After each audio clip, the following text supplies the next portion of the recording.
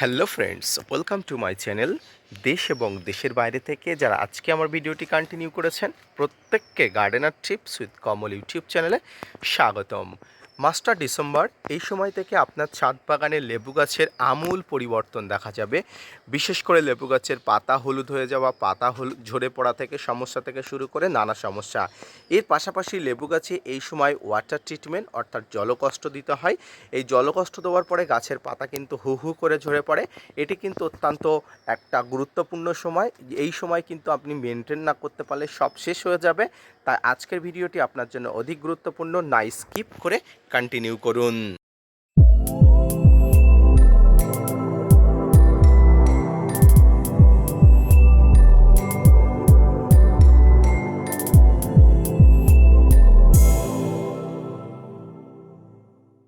December মাস মানে শীতের আগমন, আর শীতের আগমন হলে সাইট্রাস প্রজাতির সমগ্র গাছে কিন্তু ফুল ফলের আগমন হয়। তাই ফ্রেন্ডস, এই সময় ছাদ বাগানে লেবু গাছে ডরমেন্সি পিরিয়ডে যায়, আর ডরমেন্সি পিরিয়ডে যাবার সময় লেবু গাছ কিন্তু বিশেষ ধরনের পরিচর্যা আপনাকে শুরু করতে হয়। প্রথম যে পরিচর্যা সেটি হচ্ছে এই সময় গাছের গোড়াতে জলকষ্ট দেবেন। জলকষ্ট কেন দেবেন? এই সময় গাছের গোড়াতে জলকষ্ট দিয়ে গাছের পাতাগুলো যদি ঝরিয়ে ফেলতে পারেন তাহলে অবশ্যই লেবু গাছ বুঝতে পারবে তার কিন্তু অস্তিত্বের সংকট হচ্ছে, তাই কিন্তু সে কিন্তু ধীরে ধীরে গাছে ফুল আনার চেষ্টা করবে। যেমন আমার এই গাছটি আপনারা দেখতে পাচ্ছেন, আমার এই গাছটি অবশ্যই গাছে জলকষ্ট দিয়েছিলাম এবং গাছের পাতাগুলো কিন্তু ধীরে ধীরে ঝরে পড়ছে, অবশ্যই আপনারা দেখতে পাচ্ছেন।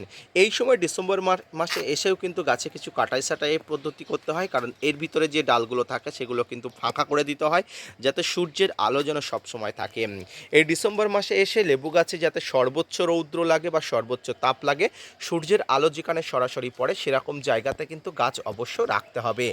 এবং এই সময় কিন্তু থেকে গাছে একবার করে পিজিআর স্প্রে করতে হবে। পিজিআর কি? পিজিআর হলো প্লান্ট গ্রোথ রেগুলেটর। ছাদ বাগানে যে কোনো গাছের ক্ষেত্রে কিন্তু এই পিজিআর প্রয়োগ অনিবার্য। যে কোনো গাছের ফুল ফল না আসা, গাছের গ্রোথ বন্ধ হয়ে যাওয়া, গাছের গুটি সেট আপ হওয়া থেকে শুরু করে বিভিন্ন সমস্যা এই পিজিআরের অভাবে হয়। তাই পিজিআর যাতে কোনোভাবেই গাছের ঘাটতি না হয়ে থাকে তার জন্য কিন্তু আপনাকে পিজিআর প্রয়োগ করতে হবে। কী পিজিআর প্রয়োগ করতে হবে? আপনি এখানে মিরাকুলান ব্যবহার করতে পারেন, প্লানোফিক্স ব্যবহার করতে পারেন, আপনি বুস্টার 2 ব্যবহার করতে পারেন। যে কোনো ধরনের পিজিআর আপনি 15 দিন অন্তর একবার করে গাছে প্রয়োগ করতে পারেন।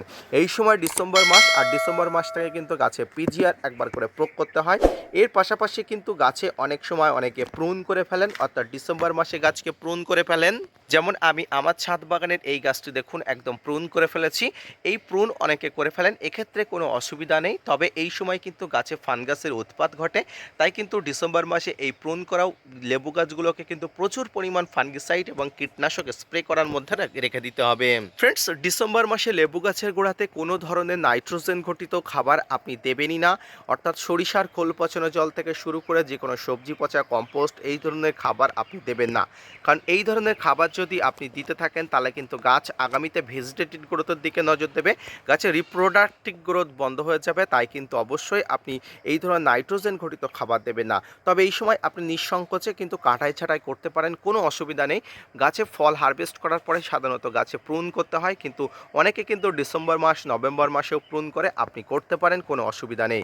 এর পাশাপাশি এই সময় আপনাকে 15 দিন অন্তর একবার করে গাছে বোরন এবং এসওপি, এই বোরন এসওপি গাছে কিন্তু প্রয়োগ করতে হবে। বোরন এবং এসওপি গাছে কেন দিতে হবে? যেহেতু ডরমেন্সি পিরিয়ড চলছে, ফুল ফলের আগমনের সময়, তাই এই সময় কিন্তু গাছে ডরমেন্সি পিরিয়ডের সময় গাছে ফুল ফলের আগমন যাতে হয় তার জন্য কিন্তু আপনাকে ব্রোন প্রয়োগ করতে হবে।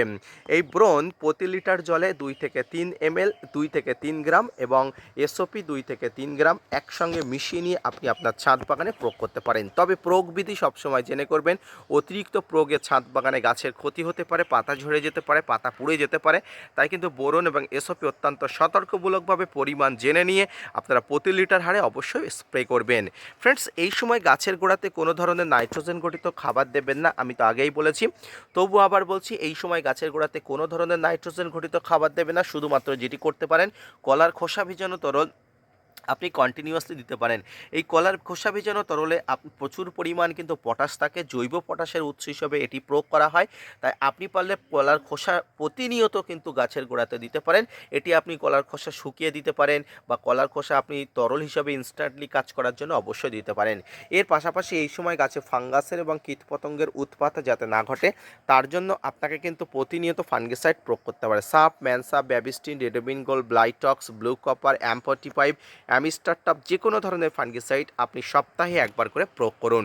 এর সঙ্গে কীটনাশক প্রয়োগ করতে চাইলে অবশ্যই প্রয়োগ করতে পারেন। কীটনাশক ও ফাঙ্গিসাইড একসঙ্গে প্রয়োগ করলে কোনো অসুবিধা নেই, তবে আপনার হাতে সময় থাকলে আপনি 24 থেকে 48 ঘন্টার ব্যবধানে কিন্তু এটি প্রয়োগ করবেন। যে সমস্ত গাছে এই ধরনের পাতা হলুদ হয়ে যাচ্ছে সেই সমস্ত গাছে পাতা হলুদ হয়ে যাওয়াটা অত্যন্ত স্বাভাবিক একটি বিষয়, তাই এটা নিয়ে কোনো রকম দুশ্চিন্তা করবেন না। আপনার ছাদ বাগানে গাছ সুস্থ আছে, সম্পূর্ণ ভালো আছে, শুধুমাত্র আপনি গাছটাকে পরিষ্কার পরিচ্ছন্ন জায়গাতে রাখুন এবং সূর্যের আলো যথাযথভাবে পড়ে তেমন জায়গায় রাখুন। ডিসেম্বর মাসে লেবু গাছে কিন্তু প্রচুর পরিমাণ পাতা ঝরে পড়ে এবং নতুন পাতা আসার আগমন ঘটে, আর নতুন পাতা আসার আগমন ঘটলে কিন্তু গাছে প্রচুর পরিমাণ ফুলের আগমন ঘটে। তাই কিন্তু এটি মাথায় রেখে আপনার ছাদ বাগানের গাছকে পরিচর্যা করুন। সর্বোপরি লেবু গাছের ডিসেম্বর মাসের ডরমেন্সি পিরিয়ডের যে পরিচর্যা, সেই পরিচর্যা সম্পর্কিত আজকের যে ভিডিওটি সেটি কেমন লাগলো অবশ্যই জানাবেন। এর পাশাপাশি gardener tips with Kamal YouTube চ্যানেলকে সাপোর্ট করবেন এবং আপনাদের জন্য প্রতিনিয়ত তথ্য নিয়ে ভিডিও বানাই। আপনারা যদি মোটিভেট করেন, ভিডিও বানাতে আগ্রহী হই এবং নতুন নতুন ভিডিও বানাতে উৎসাহী হই। দেখা হচ্ছে পরবর্তীতে নতুন কোনো ভিডিও নিয়ে, নতুন কোনো তথ্য নিয়ে। ততক্ষণ সুস্থ থাকুন, ভালো থাকুন, ধন্যবাদ।